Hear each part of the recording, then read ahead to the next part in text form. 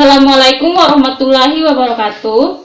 Perkenalkan, nama saya Lili Sulistiani. Saya mahasiswa dari jurusan Pendidikan Geografi 019, Fakultas Keguruan dan Ilmu Pendidikan Universitas Halu Oleo. Bumi merupakan planet yang tersusun atas berbagai lapisan. Lapisan-lapisan yang menyusun bumi ini bisa terdiri atas batuan, tanah, ataupun air. Di dalam bumi juga terdapat lempeng-lempeng benua yang menyusun bumi. Pada dasarnya, permukaan bumi tidak rata. Hal ini disebabkan oleh dua tenaga pembentuk muka bumi. Dua tenaga tersebut yaitu tenaga endogen dan tenaga eksogen. Pada video kali ini saya akan membahas tentang tenaga endogen.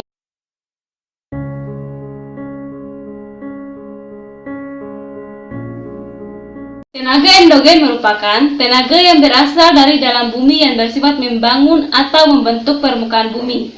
Tenaga ini bersumber dari magma yang bersifat membangun atau konstruktif. Contoh tenaga endogen yaitu gunung, perbukitan, plato, dataran rendah, bukit, dan lembah. Tenaga yang dimiliki oleh bumi ini banyak sekali macamnya, dan begitu pula dengan tenaga endogen ini. Adapun beberapa macam tenaga endogen adalah sebagai berikut. 1. Tektonisme. Tektonisme merupakan peristiwa atau proses di dalam bumi yang terjadi akibat pergerakan, pengangkatan, lipatan, dan patahan pada lempeng tanah di dalam perut bumi. Contoh dari tektonisme yaitu A.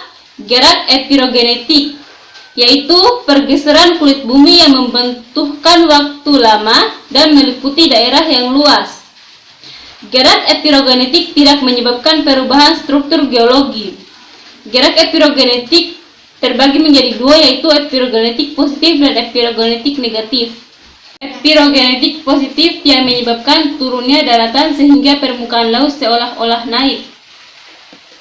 Sedangkan epirogenetik negatif adalah gerak naiknya daratan sehingga permukaan laut seolah-olah turun.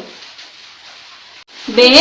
Gerak orogenetik, yaitu gerak yang menyebabkan tekanan pada kulit bumi secara vertikal maupun horizontal, dan gerak ini relatif lebih cepat dan dapat menyebabkan perubahan struktur geologi. Contoh dari gerak orogenetik yaitu patahan dan lipatan. Patahan dibagi menjadi 4, yaitu sesar naik, sesar turun berpasangan, dan sesar mendatar.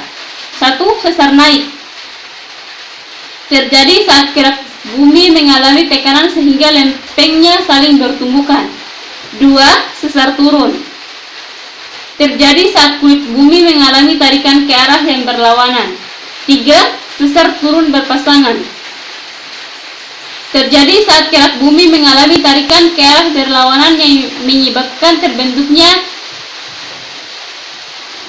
horst dan graben. Horst merupakan blok yang terangkat ke atas, sedangkan graben merupakan blok yang terangkat ke bawah. 4. Sesar mendatar terjadi karena gaya gesekan yang menyebabkan lempeng bumi saling bergesekan dan bergerak mendatar. Lipatan dibagi menjadi 4, yaitu lipatan tegak, lipatan miring, lipatan rebah, lipatan menutup, dan lipatan isoklinal. 1. Lipatan tegak. Lipatan ini memiliki posisi bidang sumbu lipatan yang tegak lurus dengan bidang lipatan. 2. Lipatan miring, yaitu lipatan tegak yang mendapatkan tekanan secara terus-menerus hingga bentuknya tidak lagi tegak, melainkan miring ke salah satu sisi. 3. Lipatan rebah. Lipatan ini memiliki bentuk landai seperti benda merebah. Penyebab terjadinya lipatan ini yaitu karena adanya dorongan secara melintang dan satu arah. 4. Lipatan menutup. Lipatan yang terbentuk karena lipatan yang salah satu menekan sisi lipatan yang lainnya sehingga menyebabkan sumbu lipat hampir datar. 5. Lipatan isoklinal, yaitu lipatan yang sumbu atau sayapnya sejajar disebabkan oleh adanya tekanan secara terus-menerus. 2. Vulkanisme. Vulkanisme yaitu semua yang berhubungan dengan gunung berapi yang berupa naiknya magma dari dalam perut bumi. Magma sendiri adalah campuran batuan dalam keadaan cair dan sangat panas. Penyebabnya adanya aktivitas magma dalam dapur magma, yaitu tingginya suhu dan banyaknya jumlah gas yang terkandung dalam magma. Tipe Hawaii, tipe Vulcano, tipe Stromboli, dan tipe Perret. A. Tipe Hawaii. Tipe ini memiliki daya erupsi lemah karena lavanya cair. Contoh, Gunung Kilauea dan Gunung Mauna Loa. B. Tipe volcano. Tipe ini memiliki tekanan gas tinggi karena dapur magmanya lebih dalam, contohnya Gunung Bromo dan Gunung Semeru. C. Tipe stromboli. Tipe ini memiliki tekanan erupsi yang tidak terlalu kuat, akan tetapi berlangsung lama, contoh Gunung Raung. D. Tipe peret. Tipe ini memiliki letusan yang sangat berbahaya karena letusannya disertai gas yang sangat tinggi, contoh Gunung Krakatau. Vulkanisme berdasarkan letusannya dibagi menjadi dua, yaitu letusan secara efusif, letusan yang tidak terlalu besar, dan letusan secara eksplosif, letusan yang sangat besar yang bisa menyebabkan sebagian puncak dari gunung tersebut hilang. Vulkanisme berdasarkan tipe gunungnya dibagi menjadi tiga, yaitu gunung api strato atau kerucut, tipe mar, dan tipe perisai. Gempa bumi atau seisme. Gempa bumi adalah getaran permukaan bumi yang disebabkan oleh kekuatan dari dalam bumi dan merambat sampai ke permukaan bumi. Gempa disebabkan adanya pergerakan lempeng, yaitu lempeng benua dan lempeng samudra. Gempa bumi dibagi menjadi tiga, yaitu gempa tektonik, gempa vulkanik, dan gempa runtuhan. A.